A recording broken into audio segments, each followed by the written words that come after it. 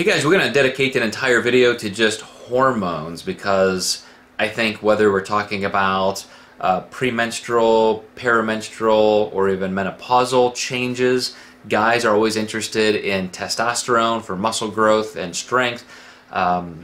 Sometimes we hear things in the news about thyroid. Some of you may even be hypothyroid.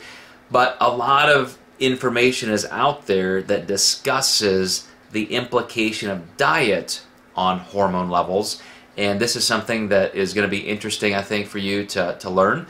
Number one, there is more impact on hormones from diet when you're in a calorie deficit, and so it's interesting to compare a dieting state to a maintenance state. For example, testosterone.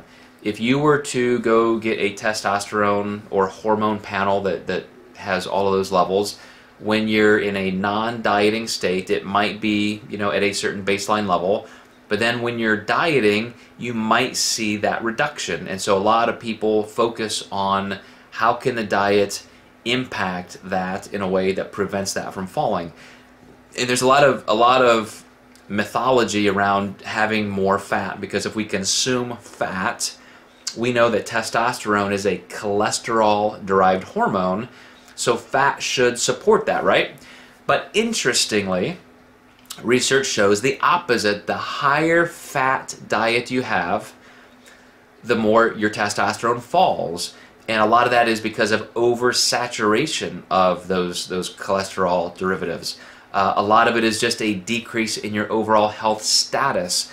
So for example, we know the more body fat you have, the more dietary fat you consume, then your blood products are almost creating this congealing environment. So you can start getting atherosclerosis, something as simple like erectile dysfunction. If you have high dietary fat levels, which means you probably have high blood product fat levels, your cholesterol is high, your lipids are high, that's going to affect the ability to carry oxygen through your bloodstream and so forth. So I want to dispel that myth right away, that you need more fat in your diet to have higher testosterone. That's not true at all. The number one impact you can have hormonally is to exercise, to train harder. That increases testosterone and thyroid more than anything. Sleep and recovery is second. That's going to increase testosterone, thyroid hormone more than your any kind of dietary impact.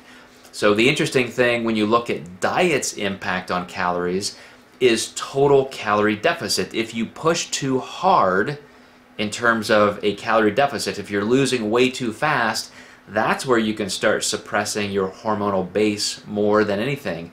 So it's not that dietary fat is necessary and supportive. Too much actually will decrease your hormonal base, but you really want to make sure you're being smart and I don't want to say balanced in terms of your fat loss, but make sure you're just not pushing too hard. But it is important. One of the things I wanted to mention in this video, if you don't regularly get hormone panels, maybe it's not something you need to do every year, but when you're getting physicals, or at least every few years, get those baselines done so you can plot that data over time and see how that's changing. Because when you do have an endocrine problem, that's something that's pretty life-altering in terms of your strength, your energy, sleep, mood, all of that. So thyroid, estrogen, testosterone, those kind of things are very important, and it would be very worthwhile to at least get a baseline test.